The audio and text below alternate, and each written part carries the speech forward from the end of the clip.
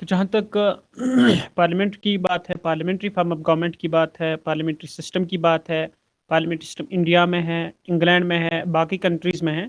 तो इसके बहुत सारे एडवांटेज है, बेनिफिट्स है, और जिनमें सबसे पहली बात आती है रिस्पॉन्सिबल गवर्नमेंट होती है। जहाँ तक पार्लियामेंट्री फॉर्म ऑफ गवर्नमेंट की बात होती है, तो वो एक रिस्पॉन्सिबल गवर्नमेंट होती है। क्यों ये रिस्पॉन्सिबल कैसे हो सकती है? बिकॉज जो पार्लियामेंट्री फॉर्म ऑफ गवर्नमेंट में काउंसिल ऑफ मिनिस्टर्स होते हैं, they are responsible before the legislature and the people. वो रिस्पॉन्सिबिलिटी निभाते हैं, उनको रिस्पॉन्सिबिलिटी निभानी होती है और उनको क्वेश्चंस किए जाते हैं। क्योंकि जब पार्लियामेंट्री सेशंस चलते हैं, असेंबली सेशंस चलते हैं, जो मेंबर्स ऑफ द लेजिस्लेचर होते हैं, they can ask the questions to the council of ministers. जो मेंबर्स होते हैं लेजिस्लेचर के, वो कैसे बनाते हैं रिस्पॉन्सिबल इन मेंबर्स को जो काउंसिल ऑफ मिनिस्टर्स में है, या जो रूलिंग पार्टी के हैं उनको वो कैसे रिस्पॉन्सिबल बनाते हैं? बाय आस्किंग क्वेश्चंस, चाहे वो शॉर्ट नोट्स क्वेश्चंस हो, या जो क्वेश्चन आवर्स के दौरान जो क्वेश्चंस 2-3 टाइप्स के होते हैं, ओरल आंसर किसी का, चाहे किसी का रिटन आंसर, चाहे किसी के लिए कुछ टाइम दिया जाता है, वो सभी जो क्वेश्चंस वहाँ पोज किए जाते हैं। कभी कभार गवर्नमेंट की पॉलिसीज का क्रिटिसाइज किया जाता है, अगर वहाँ पर रिलेटेड रेस्पेक्टेड जो मिनिस्ट्री होती है, पोर्टफोलियो वाला मिनिस्टर जो होता है वो नाकाम हो जाता है, तो वहाँ पर ये रिस्पॉन्सिबिलिटी जो होती है काउंसिल ऑफ मिनिस्टर्स की, वो रिस्पॉन्सिबल होते हैं लेजिस्लेचर को और पीपल को, as ministers are always being questioned by the members of the legislature. They are always criticized whenever they fail in maintaining the functioning of their respected departments and portfolios. या जो वो responsibility निभाने में अगर नाकाम हो जाते हैं, तो कभी कभार वहाँ पर नो कॉन्फिडेंस मोशन का भी खतरा उनके सरों पे मंडलाता रहता है। तो रिस्पॉन्सिबल गवर्नमेंट होती है parliamentary form of government, as council of ministers are responsible before the legislature, as they have to face the various types of questions regarding their ministry and function. So that is the way to make those very council of ministers of the ruling party as responsible, and at the end it is a responsible government then. दूसरा होता है जो parliamentary form of government होती है, it is also called as a flexible government. Flexible government कैसे हो सकती है? Because it can be change, it can be changed, it can be transformed before the completion of its term. For example, इसकी ठीक है, elect किया लोगों ने 5 सालों के लिए, लेकिन ये 5 साल कभी कभार मुकम्मल नहीं कर पाती है। क्यों? क्योंकि इसके खिलाफ या तो वोट ऑफ नो कॉन्फिडेंस पास हो जाता है, क्योंकि ये जो मिनिस्टर्स होते हैं ये नाकाम हो जाते हैं अपनी जो रिस्पॉन्सिबिलिटीज़ होते हैं वो मेंटेन करने में, according to the wishes of the people, wishes of the legislature. और अगर लेजिस्लेचर को लगे that ministers जो है they are not able to run the administration properly, effectively and according to the constitution, उनको रिमूव किया जाएगा, उनको रिमूव किया जा सकता है before the expiry of their term. तो उनकी टर्म कंप्लीट होने से पहले, एक्सपायर होने से पहले ही उनको गवर्नमेंट से निकाल दिया जा सकता है, वोट ऑफ नो कॉन्फिडेंस उनके खिलाफ अगेंस्ट पास हो सकता है। तो इस वजह से ये जो पार्लियामेंट्री फॉर्म ऑफ गवर्नमेंट है, we can change it as per the circumstances before the expiry of its term. तो 5 सालों के लिए मुंतखब किया है, लेकिन ये यकीन नहीं है प्रेसिडेंशियल की तरह जो पार्लियामेंट्री गवर्नमेंट है ये 5 साल मुकम्मल कर पाएगी या नहीं कर पाएगी। That's why it is a flexible government as it can be change according to circumstances. दूसरी जो तीसरा इसका जो मेरिट है, एडवांटेज है, वो ये है, it is a democratic government. जो पार्लियामेंट्री फॉर्म ऑफ गवर्नमेंट है ये डेमोक्रेटिक गवर्नमेंट कही जाती है इसको। क्यों? Because the sovereign power is exercised by the elected representatives of the people. जो पार्लियामेंट्री फॉर्म ऑफ गवर्नमेंट में इलेक्टेड रिप्रेजेंटेटिव्स होते हैं उनको लोग चुनते हैं, तो लोगों की राय से वो चुने जाते हैं। तो that means the government is formed by the consent of the people. Government is formed by the consent of the people, that is why they are always responsible before the people. That is why we can say ultimately जो power किया जाता है use directly by the representatives, वो accordingly अगर indirectly देखेंगे, उनको चुना है, किसने चुना है? उनको चुना है, लोगों ने उनको चुना है। तो दैट इज़ द वे जो डेमोक्रेटिक गवर्नमेंट होती है, पार्लियामेंट्री फॉर्म ऑफ गवर्नमेंट। कैसे डेमोक्रेटिक होती है? क्योंकि जो रिप्रेजेंटेटिव्स होते हैं उनको इलेक्ट करते हैं लोग। तो that is why we can say जो गवर्नमेंट फॉर्म हो जाती है पार्लियामेंट्री फॉर्म है, that's based on the consent of the people, that's based on the wishes of the people. and these very ministers are responsible they before those very people who have elected them. तो हम कह सकते हैं यहाँ पर democratic government भी है, और जहाँ तक ये गवर्नमेंट है पार्लियामेंट्री फॉर्म ऑफ गवर्नमेंट की, ये एबल्ड पर्सन्स की भी गवर्नमेंट है, क्योंकि गवर्नमेंट को अगर कैबिनेट की बात करेंगे, काउंसिल ऑफ मिनिस्टर्स की बात करेंगे, वहाँ आपको बहुत सारे पोर्टफोलियोज के लिए बहुत सारे मिनिस्टर्स चाहिए। तो वहाँ ज़्यादातर इंपॉर्टेंस इस चीज़ को दी जाती है कि फॉरेन अफेयर्स पे वो होना चाहिए जिसने फॉरेन रिलेशंस के बारे में स्टडी किया हो, जो उसका एक्सपर्ट हो सकता है। किसी को साइंस एंड टेक्नोलॉजी में रखा जाता है based on his expertise, based on his experience in the related field. So हम कह सकते हैं जो पार्लियामेंट्री फॉर्म ऑफ गवर्नमेंट है, ठीक है, every family has a black sheep, लेकिन मोस्ट ऑफ दी जो रिस्पॉन्सिबिलिटीज होती है वो एबल्ड पर्सनस को दी जाती है as they are experts in their respected fields. तो हम कह सकते हैं जो government parliamentary form of government है, it is the government by the abled persons. Also जो पार्लियामेंट्री फॉर्म ऑफ गवर्नमेंट है, इसमें लोग जो होते हैं दे अटेन एजुकेशन। ये कौन सी एजुकेशन है? Political education. So in parliamentary form of government, people are blessed with the opportunities of political education in the government. जो पार्लियामेंट्री फॉर्म ऑफ गवर्नमेंट में ये कैसे पॉलिटिकल एजुकेशन से मतलब लोगों को मौके मिलते हैं पॉलिटिकल एजुकेशन अटेन करने में, गेन करने में, क्योंकि जब इलेक्शन मैनिफेस्टो होता है पार्टीज का इलेक्शन से पहले, तो वो इलेक्शन कैंपेन चलाते हैं, और इलेक्शन कैंपेन्स में वो पब्लिक को अवेयर करते हैं about their programmes and policies in the future if they will come to the rule. अगर वो रूल में आएंगे तो वो क्या करेंगे लोगों के लिए। एनसी के कैंडिडेट ने ये कहा, पीडीपी के कैंडिडेट ने ये कहा, बीजेपी के कैंडिडेट ने ये कहा, किसी और कैंडिडेट ने ये कहा। That's why people are getting educated, that is political education through the election campaigns on the part of the political parties. Political parties always try to mold the public opinion in their favor by presenting before the people the policies of their governments if they will come to rule the people. तो अगर वो लोगों को rule करेंगे तो उनकी policies क्या रहेंगे, वो उनसे उजागर करती हैं लोगों को। एक पार्टी एक मैनिफेस्टो देती है, दूसरी पार्टी दूसरा मैनिफेस्टो देती है, तो माइंड जो लोगों के माइंड सेट होते हैं उनमें ये पॉलिटिकल बातें रहती है। That's why they are attending the political education in this parliamentary form of government through election campaigns, as political parties always tend to mold public opinion in their favor. और जहाँ तक पार्लियामेंट्री फॉर्म ऑफ गवर्नमेंट की बात है, इसमें एक तब्दीली आई है।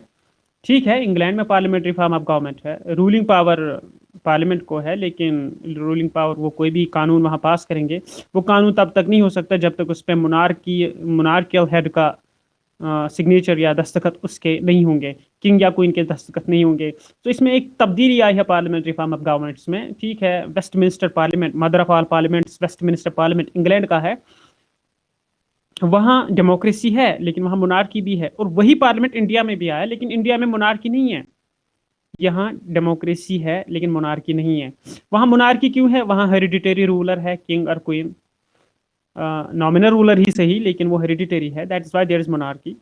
और यहाँ पर जो इंडिया में है, यहाँ पार्लियामेंट्री फॉर्म ऑफ गवर्नमेंट में डेमोक्रेसी है। और दूसरा, ये डेमोक्रेसी कैसे है, जो यहाँ पर नॉमिनल एग्जीक्यूटिव है that is president. President is not hereditary person, he or she is always elected by the representatives of the people directly or by the people directly. That's why by the people indirectly, by the representatives of the people directly. That's why we can call India a republic, as the head of the state is elected directly by the representatives of people or indirectly by the people. तो जो parliamentary form of government में changes आई है, कहीं कहीं अभी भी monarchy plus democracy है, और मोस्ट ऑफ द कंट्रीज में अभी डेमोक्रेसी है। तो डेमोक्रेसी अगर इंडिया की बात करेंगे तो डेमोक्रेसी है, किसी और कंट्री की बात करेंगे डेमोक्रेसी है। नेपाल या इंग्लैंड की बात करेंगे, इंग्लैंड की अगर बात करेंगे, डेनमार्क की अगर बात करेंगे, तो वहाँ पर मोनार्की है, मोनार्की प्लस डेमोक्रेसी। तो बहुत जगहों पर इसमें तब्दीली आई है, it got change from monarchy to democracy. तो ये वो चीज़ें हैं जो चेंजेस आई है पार्लियामेंट्री फॉर्म ऑफ गवर्नमेंट में। इसके अलावा जहाँ तक बात है पार्लियामेंट्री फॉर्म ऑफ गवर्नमेंट की, इसमें अगर इंडिया की बात करेंगे, for example there are two heads, one is head of the state, another is head of the government. और जो हेड ऑफ द गवर्नमेंट है he is the real authority, और जो हेड ऑफ द स्टेट है he is the nominal authority. और जो head of the state है he is president, he also belongs to any political party. For example Pranab Mukherjee Congress के थे, रामनाथ कोविंद जो है वो बीजेपी के हैं, लेकिन when they join the presidency, जब वो प्रेसिडेंट बनते हैं, जब वो ऑथ लेते हैं, अफर्मेशन लेते हैं प्रेसिडेंशियल पोस्ट के, तो उनको ये जो पार्टी अपनी होती है इसको दरवाजे के बाहर रखना पड़ता है। क्यों? They have to act as a neutral head, as an impartial role they have to play. उनको जो अपनी पॉलिटिकल पार्टीज की आइडियोलॉजी है वो बाहर रखनी पड़ती है। क्यों? Nation has chosen them for 5 years to be head of the state, and ये जो प्रेसिडेंट होते हैं, अगर इंडिया की ही बात करेंगे, he is having advisory jurisdiction, चाहे वो सुप्रीम कोर्ट को एडवाइज करें या वो always in better administration, in an efficient and suitable and stable administration, President of India always advises the Council of Ministers as far as circumstances are concerned, situation demands. तो president of India जो head of the state है वो कभी कभार council of ministers को advice करता है। अगर काउंसिल ऑफ मिनिस्टर्स कांग्रेस की हो, प्रेसिडेंट का बैकग्राउंड बीजेपी से हो, काउंसिल ऑफ मिनिस्टर्स बीजेपी से हो, प्रेसिडेंट का बैकग्राउंड कांग्रेस से हो, लेकिन जो प्रेसिडेंट होता है उसको ये जो अपनी आइडियोलॉजी है, जब वो प्रेसिडेंशियल पोस्ट को ज्वाइन करता है, वो हलफ लेता है और अफर्मेशन के बाद उसकी ये जो अपनी आइडियोलॉजी है, अपनी पॉलिटिकल पार्टी है, उसको उसे भूल जाना पड़ता है 5 सालों के लिए, और वो अंदर कौन सा काम करता है? In the national interest, not for his party but for the nation. So president in the parliamentary form of government है, या जो head of the state in the parliamentary form of government है, चाहे वो इंग्लैंड के king और queen है या इंडिया का प्रेसिडेंट है, they had to play an impartial role, they had to act as a neutral persons, तो ये impartial रोल रहता है चीफ एग्जीक्यूटिव हेड का, जो नॉमिनल हेड होता है। इसके अलावा जो पार्लियामेंट्री फॉर्म ऑफ गवर्नमेंट है, मल्टी पार्टी सिस्टम जहाँ होगा या बाई पार्टी सिस्टम होगा, opposition is having an important role. Opposition parties का ये रोल रहता है कि वो हमेशा नज़र रखें रूलिंग पार्टी पर, कहाँ रूलिंग पार्टी से चूक हो जाए तो उसका उस लेवल पर वो क्रिटिसाइज करेंगे, लोगों को अवेयर करेंगे about the weakness of the government, so that in next elections they will vote the opposition party. तो जो लीडर ऑफ अपोजिशन होते हैं वो भी हाईलाइट करते हैं इश्यूज हाउस में। इसके अलावा बताता चलो आपको, जो कैबिनेट होती है वो रूलिंग गवर्नमेंट की होती है, but there is a shadow cabinet in one country. और जहाँ तक ये इंपॉर्टेंट चीज़ है, कभी कभार एग्जाम में आ जाता है शैडो कैबिनेट कौन सी कैबिनेट है और किस कंट्री में होती है। ये जो शैडो कैबिनेट है ये इंग्लैंड में होती है। जिस तरह एक रूलिंग पार्टी की कैबिनेट होती है, इसी तरह इंग्लैंड में जो अपोजिशन पार्टीज होती है वो अपने तौर से एक कैबिनेट अपोजिशन कैबिनेट बनाते हैं, जिसका उन्होंने नाम दिया है शैडो कैबिनेट। उसको क्यों बनाते हैं? ताकि ये अवेयर हो जाए, मतलब एक्सपीरियंस हासिल करे अपोजिशन में रहकर ये कैबिनेट, शैडो कैबिनेट बना के, लेकिन जब हमारा टाइम रूलिंग के लिए आएगा तब इनको ज़्यादा परेशानी नहीं होगी। तो ये शैडो कैबिनेट होती है अपोजिशन में इंग्लैंड में। और जहाँ तक इंपॉर्टेंस ऑफ अपोजिशन पार्टीज़ की बात है, ये बड़ी इंपॉर्टेंट होती है, इंपॉर्टेंस की मानंद होती है। क्यों? क्योंकि गवर्नमेंट के वीकनेसेस को देखती है और इश्यूज को हाईलाइट करती है, पब्लिक को अवेयर करती हैं about the policies of the government, so that in the next elections people will think before voting, whom to vote, whom not vote. So that's why importance of political parties, opposition parties in particular, is there in parliamentary form of government. और जहाँ तक बात है parliamentary form of government में, उसमें alternative भी रहता है, प्रोविजन ऑफ अल्टरनेटिव गवर्नमेंट की भी रहती है। फॉर एग्जांपल, अगर रूलिंग पार्टी के खिलाफ वोट ऑफ नो कॉन्फिडेंस पास हो जाता है, या किसी तौर से प्राइम मिनिस्टर का इंतकाल हो जाता है, या रिजाइन कर देते हैं बहुत सारे मेंबर्स, तो अपोजिशन पार्टी जो होती है वो हमेशा रेडी रहती है पार्लियामेंट्री फॉर्म ऑफ गवर्नमेंट में हुकूमत बनाने के लिए। और प्रेसिडेंट के पास एक चॉइस रहती है, in order to carry on administration, वो किसी को भी गवर्नमेंट के लिए उस टाइम बोल सकते हैं, एक्ट डायरेक्ट कर सकते हैं। इसके अलावा तो यहाँ अल्टरनेटिव्स रहते हैं, गवर्नमेंट अगर टूट भी जाए तो अपोजिशन बिल्कुल रेडी होती है। इसके अलावा जो ये पार्लियामेंट्री फॉर्म ऑफ गवर्नमेंट है वहाँ बड़ी इंपॉर्टेंस होती है पब्लिक ओपिनियन की, क्योंकि गवर्नमेंट रिस्पॉन्सिबल होती है, government is responsible for the creation of the public opinion. वो जो गवर्नमेंट बनते हैं, it is based on the will of the people, based on the consent of the people. तो जब वो मैनिफेस्टो चलाते हैं, कैंपेन चलाते हैं अपने मैनिफेस्टो के लिए, तो वहाँ पर भी वो पॉलिटिकली लोगों को एजुकेट करते हैं। तो the way they are tending to mould the public opinion in their favour, they are creating the public opinion against them as well. If their policies will fail, तो पब्लिक ओपिनियन उनके खिलाफ जाता है, public opinion उनके खिलाफ जाता है। तो पार्लियामेंट्री फॉर्म में पब्लिक ओपिनियन की बड़ी इंपॉर्टेंस होती है, जिस तरह एक अपोजिशन पार्टीज की भी इसमें इंपॉर्टेंस है। तो ये वो चीज़ें हैं जिनसे हमें पता चलता है how beneficial is parliamentary form of government. और जहाँ तक बात है इसकी वीकनेसेस की है, तो इसकी वीकनेस क्या हो सकती है? फॉर एग्जांपल, जैसे इसमें ये भी कहा जाता है वोट ऑफ नो कॉन्फिडेंस अगर पास हो जाए, मेजॉरिटी अगर वो लूज करेंगे तो उनके खिलाफ वोट ऑफ नो कॉन्फिडेंस पास होता है। ये तो पहला डिमेरिट बन जाता है, इसको हम कह सकते हैं it is an unstable government, it is an unstable government. और यहाँ स्टेबिलिटी तब भी कम हो जाती है, स्टेबल गवर्नमेंट तब भी नहीं रहती है इफ कोएलिशन गवर्नमेंट बन जाती है। तो डिफरेंट आइडियोलॉजीज की वजह से दो पार्टीज कोएलिशन करते हैं, लेकिन उनकी आइडियोलॉजीज की वजह से, डिफरेंट आइडियोलॉजीज होती है, वो कुछ मख्सर वक्त के लिए कोएलिशन करते हैं, लेकिन वो कोएलिशन में डिसीजन मेकिंग ना फास्ट होती है और न ही वहां पर उनकी राय मिलती है। तो इसके भी बड़े चांसेस रहते हैं टूट जाने के, बिखर जाने के। So it is unstable government rather and weak government. इसके अलावा यहाँ पर जो होती है, फॉर एग्जाम्पल अभी मेजॉरिटी पार्टी रूल कर रही है, majoritarianism, one community with vast majority, spatial majority, and they can there is a tendency, its cabinet जो है, there is a tendency to become dictator। जो कैबिनेट डिक्टेटरशिप बन जाती है वो बड़ी खतरनाक साबित हो सकती है, क्योंकि इनके पास legislative as well as executive majority, executive इनके हैं। अब लेजिस्लेटिव सपोर्ट इनको कैसे मिलेगा? जब उनको स्पेशल मेजॉरिटी होगी, when more than 50%, when more than 50% इनके मेंबर्स होते हैं। तो वहाँ पर जो मेजॉरिटी होती है मेंबर्स की लेजिस्लेचर में वो इनकी होती है, तो वहाँ बड़े बड़े चांसेस रहते हैं ये कोई भी कवानीन पास करेंगे, वो कोई भी कवानीन पास करेंगे, कोई भी लेजिस्लेशन करेंगे, क्योंकि इनकी डिक्टेटरशिप होती है। तो कैबिनेट डिक्टेटरशिप के यहाँ चांसेस रहते हैं। इसके अलावा इनएफिशिएंट गवर्नमेंट है। इनएफिशिएंट गवर्नमेंट क्यों है? क्योंकि अगर यहाँ पर एक कोएलिशन बन गई है, या कोएलिशन अगर ना बने फिर भी यहाँ पर जो लोग होते हैं, मिनिस्ट्री जो होते हैं, वो बिजी रहते हैं, या तो उनको पब्लिक के साथ डीलिंग करनी होती है, या उनको एडमिनिस्ट्रेशन या लेजिस्लेशन में हिस्सा लेना हो, या उनको कैबिनेट की मीटिंग अटेंड करनी हो। इसके अलावा इनको बिल्स वगैरह जो होती है वो पास करानी हो, उनके फेवर में वोटिंग करनी हो, लोगों के साथ टच में रहना हो। तो ये सारी चीज़ें जो है ये ओवरबर्डन कंसिडर की जाती है, बड़ा ये बोझ कंसिडर किया जाता है, और उसकी वजह से जो पार्लियामेंट्री फॉर्म ऑफ गवर्नमेंट है इसका डिसएडवांटेज आ जाता है। It's an inefficient government, it's an inefficient government. और एक और बात है, government by amateurs. Government by amateurs मतलब it is government by layman, government by weak persons. Why it is government by weak persons? वहां तो एक्सपर्ट थे। It is a government by weak persons as there is no fixed criteria as far as educational qualification is concerned for the ministry। कोई भी minister बन सकता है, ये जरूरी नहीं कि उसने एजुकेशन हाई लेवल की हासिल की हो। तो कोई एजुकेशनल क्वालिफिकेशन यहाँ पर क्राइटेरिया नहीं है। दैट्स व्हाई इट इज, इसमें जो लोग होते हैं वो बड़े क्वालिफाइड जरूरी नहीं है कि वो क्वालिफाइड होने चाहिए। सो it is a government by amateurs. और जो पार्लियामेंट्री फॉर्म ऑफ गवर्नमेंट है, it is always acting against separation of principles। So here is unification of principles, here is unification of principles। और जो यहाँ पर डिसीजन मेकिंग होती है वो बड़ी स्लो होती है।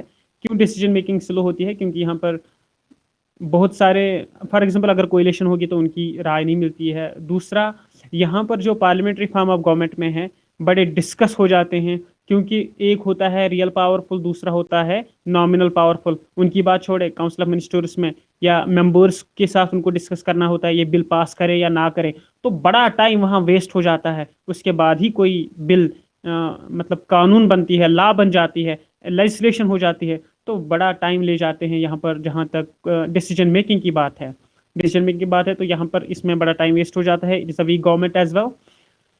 इसके अलावा यहाँ पर कभी कभार नेशनल इंटरेस्ट को इग्नोर किया जाता है, बिकॉज पार्टी के इंटरेस्ट को प्रेफरेंस दी जाती है in order to attain more stability on the party lines. एक पार्टी अपना इंटरेस्ट कभी कभार प्रमोट करती है। फॉर एग्जांपल अगर वो मेजॉरिटी में होगी, मेजॉरिटी कम्युनिटी की हो, मेजॉरिटी उनकी मेंबरशिप हो, both ruling members of legislature में भी और काउंसिल ऑफ मिनिस्टर्स तो होगी ही उनकी, तो वहाँ पर वो ऐसे डिसीजंस लेते हैं जो नेशनल इंटरेस्ट के फेवर में नहीं होती है, बल्कि पार्टी लाइन्स के फेवर में होते हैं। तो यहाँ पर इग्नोर किया जाता है नेशनल इंटरेस्ट अगर मेजॉरिटी गवर्नमेंट होगी, तो ये भी एक इसका डिसएडवांटेज है। और जहाँ तक पार्लियामेंट की फॉर्म की बात है, तो मैंने बोला है जो फेलियर हो जाता है इसका वोट ऑफ नो कॉन्फिडेंस के बगैर या कोई डिसीजन मेकिंग के बगैर, वो यही है कोएलिशन की वजह से जो यहाँ पर गवर्नमेंट रहती है वो कोई स्टेबल गवर्नमेंट नहीं होती है, वो कोई स्टेबल गवर्नमेंट नहीं होती है। और इस वजह से यहाँ पर जो अनस्टेबिलिटी रहती है इसके बड़े चांसेस रहते हैं ब्रेक होने के। तो ब्रेक हो जाती है कभी कभार वोट ऑफ नो कॉन्फिडेंस से, कभी कभार कोएलिशन टूट जाने से ये गवर्नमेंट जो होती है ये खत्म हो जाती है। इसके अलावा परसों भी मैंने बता दिया एक बड़ा डिसएडवांटेज है पार्लियामेंट्री फॉर्म ऑफ गवर्नमेंट का, it is living at the mercy of the legislature till it is having the confidence of the house it rules। लेकिन the day confidence lose हुआ तो गवर्नमेंट की धज्जियां उड़ जाती है, गवर्नमेंट टूट जाती है। इसके बाद तो ये पार्लियामेंट्री फॉर्म की बात थी। अब इसके बाद आ जाती है प्रेसिडेंशियल फॉर्म ऑफ गवर्नमेंट की बात है। प्रेसिडेंशियल फॉर्म ऑफ गवर्नमेंट में मैंने आपको बता दिया, जो एग्जीक्यूटिव होता है he is not dependent on the legislature. So जाहिर सी बात है, जब वो डिपेंडेंट नहीं है लेजिस्लेचर का, वो हिस्सा ही नहीं है लेजिस्लेचर का, सो वहाँ पर वो जो गवर्नमेंट होती है वो स्टेबल गवर्नमेंट होती है।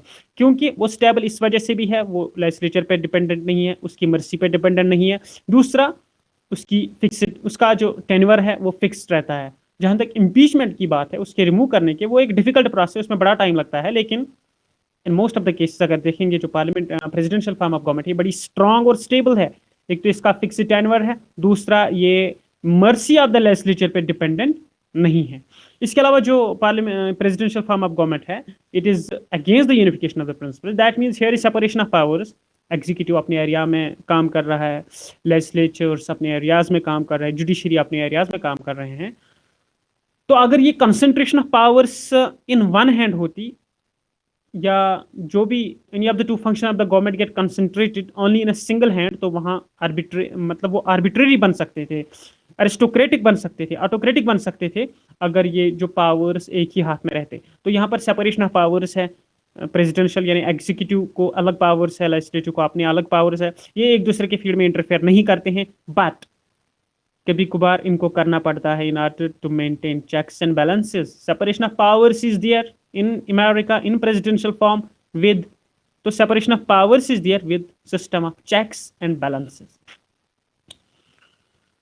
और जहाँ तक बात है प्रेसिडेंशियल फॉर्म ऑफ गवर्नमेंट की बात है, ये सूटेबल रहती है ड्यूरिंग इमरजेंसीज। वाई? क्योंकि सारी जो एग्जीक्यूटिव पावर्स होते हैं they are in the hands of the chief executive. Chief executive जो होता है उसके हाथ में सारे पावर्स रहते हैं जहाँ तक एग्जीक्यूटिव पावर्स की बात है, and he is not answerable to the legislature as he is not dependent on the legislature. He can take strong steps to meet the emergency situations. That is why presidential form of government is suitable rather during emergency। और जहाँ तक इसमें domination रहती है legislatures का उस पर ज़्यादा इम्पैक्ट नहीं रहता है, less dominance on the part of legislatures. जो लेजिस्लेचर्स होते हैं उनकी जो डोमिनेशन रहती है वो प्रेसिडेंशियल फॉर्म ऑफ गवर्नमेंट में एग्जीक्यूटिव पे ज़्यादा नहीं रहती है।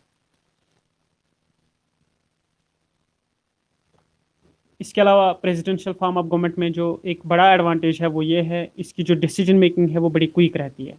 क्विक डिसीजन मेकिंग है, क्यों क्विक डिसीजन मेकिंग है? क्योंकि इसमें ज़्यादा डिस्कस नहीं किया जाता है, और जो इसमें जो चीफ एग्जीक्यूटिव ऑफिसर होता है, लॉ मेकिंग ऑफिसर होता है, both head of the state and head of the government होता है, वो डिपेंडेंट लेजिस्लेचर पर नहीं होता है। क्विक डिसीजन मेकिंग भी होती है, इमरजेंसी सिचुएशन को भी वो हैंडल करता है। दूसरा, इसका जो टेन्योर होता है वो फिक्स्ड रहता है। लेकिन जब हम इसको देखेंगे दूसरे नज़रिए से, इसके डिसएडवांटेजेस या डिमेरिट्स क्या हो सकती है प्रेसिडेंशियल फॉर्म ऑफ गवर्नमेंट की, सबसे पहली बात यह है इररेस्पॉन्सिबल गवर्नमेंट होती है। क्योंकि प्रेसिडेंट जो है, head of state, head of government, वो लेजिस्लेचर का हिस्सा नहीं है, वो लेजिस्लेचर के तहत बाउंड नहीं है, वो लेजिस्लेचर की मर्जी पे नहीं रह रहा है। सो वो कोई भी कानून पास करेगा क्योंकि वो रिस्पॉन्सिबल लेजिस्लेचर के बिफोर नहीं है। He is not responsible before the legislature. Neither the legislature can remove him nor can pass vote of no confidence. Neither legislatures can question the president or executive in the presidential form of government. So here is every possibility of the executive to become irresponsible. So we can say it is an autocratic government or it is an irresponsible government. तो जहाँ तक बात है change की, इसमें कोई तब्दीली नहीं आती है। No change in the government as per the circumstances. For example circumstances वहाँ गवर्नमेंट में क्या हो जाते थे पार्लियामेंट्री फॉर्म में, वहाँ या तो कोलिशन टूट जाते थे या वहाँ पर क्या हो जाता था, वहाँ पर वोट ऑफ नो कॉन्फिडेंस पास होता था। लेकिन यहाँ उसके कोई चांसेस नहीं होते हैं, यहाँ कोई उसके चांसेस नहीं होते हैं। और जो कभी कभार डिसहार्मनी या डेडलॉक होता है बिटवीन द हाउसेज, जो यहाँ पर deadlock between executive and legislature होता है, एज प्रेसिडेंशियल फॉर्म में सेपरेशन ऑफ पावर्स है, so there is no relationship between executive and legislature. तो इट हैज़ बीन ऑब्जर्व्ड, अगर यहाँ पर कभी कभार ठीक है पार्लियामेंट्री फॉर्म ऑफ गवर्नमेंट में डेडलॉक आ जाता है लोकसभा और राज्यसभा के बीच किसी बिल पे, तो प्रेसिडेंट क्या करता है, वो ज्वाइंट सेशन बुलाता है in order to clear the deadlock. लेकिन यहाँ पर जो डेडलॉक आ जाता है, सेपरेशन ऑफ पावर्स है, तो कभी कभार ये डेडलॉक या डिसहार्मनी आ गई, तो वहाँ पर क्या हो जाता है, जॉइंट सेशन बड़ा मुश्किल हो जाता है। और अगर ये डेडलॉक आ गया सेपरेशन ऑफ पावर्स में, जो एग्जीक्यूटिव और लेजिस्लेचर्स के बीच अगर डेडलॉक आ गया, तो ये एडमिनिस्ट्रेशन के लिए बड़ा हार्मफुल रहता है, एक बड़ा डिमेरिट रहता है।